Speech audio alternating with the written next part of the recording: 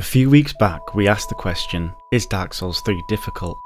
And we tried to determine certain factors of the game that will affect your own personal decision on that topic. As you know by now, my recent videos have become less lore oriented and I've tried to really open your mind when it comes to playing these games. I want you to question why certain mechanics are the way they are. I want you to think about why you do the things you do in the game. Well, today we're going to go in depth about one of those factors that I personally feel plays a very important part in whether individuals found the game easy or not, and what Dark Souls 3 has done differently from other titles in the series to maybe ease this pivotal part of the beginning of the game. And that's player builds. From the very start of the game we have to make a big decision, and that's who our character will be initially. Note I said initially. Whether we pick a knight, herald, pyromancer deprived, or any other of the classes, we are locked into a certain playstyle, and depending on the type of player you are, could have a serious impact in your initial impression of the game. Now keep in mind, when we reach the Cathedral of the Deep, we now have the option to change our stats and, in turn, our build. So when discussing this topic, we're going to go over the areas before that. So nothing that goes beyond the Abyss Watchers. And according to From Software, that's a third of the game.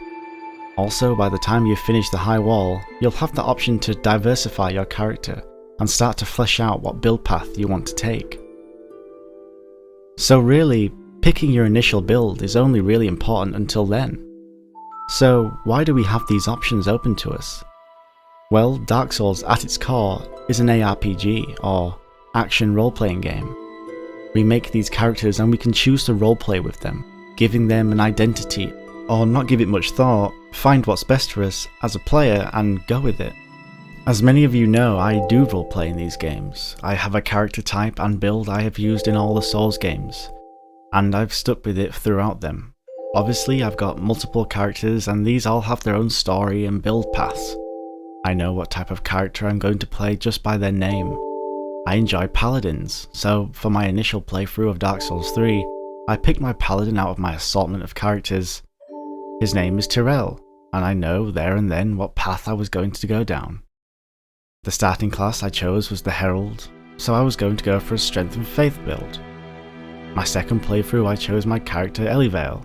She's a hunter and started as a thief class, so I was a Dexterity build. Now maybe that's just me that does this kind of thing, although I highly doubt it, but I'm not looking to find the best build in the game. I'm here to immerse myself in this world, and I find I can do that best with the characters I've made up in my head. So the question is, did I make this game harder on myself, just because I wanted to roleplay as my character and go down a specific build path? I truly believe so. I want to talk about the easiest class I feel to venture into the first part of the game with is, and that's the Knight. With the removal of medium roll, you have the best starting armor statistically, and you can still fast roll. You don't hit the hardest if you were to take into account the buff you receive from axes. Overall, if you didn't want to do magic at the start of the game, the Knight is by far the strongest starting class, so if I wanted to roleplay as a Knight, I'd be 100% set. But me, as a player, I don't. A mechanic I do love, and I wish was in Bloodborne and Dark Souls 1, is the ability to change your build mid-playthrough. And with Rosaria, that makes swapping builds out a lot easier.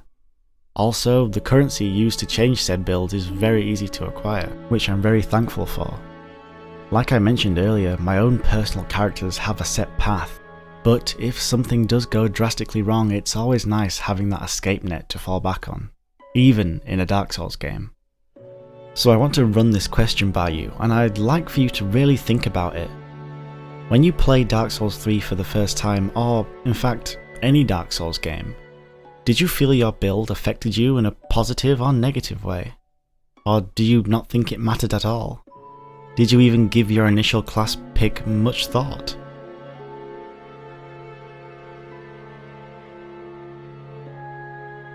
Thank you for indulging in my ramblings. This video was put together kind of quickly, so I do apologise if the quality of this content is subpar. I've been very busy with not only real life stuff, but the Asher 1 ebook, which by the way is coming along quite nicely.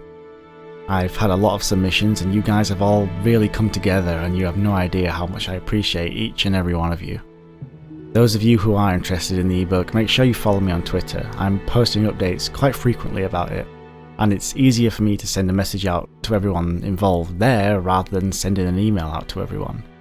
So, one last thing before I depart, I'm getting new internet soon, which hopefully will allow me to host the Prepared to Talk podcast myself. Not only that, I'd like to cast behind the scenes kind of stuff, showcasing some of the camera techniques I use in Dark Souls 3 and whatnot. So if you guys are interested in that, let me know. Anyway, take care everyone, be good to one another, and have a great day.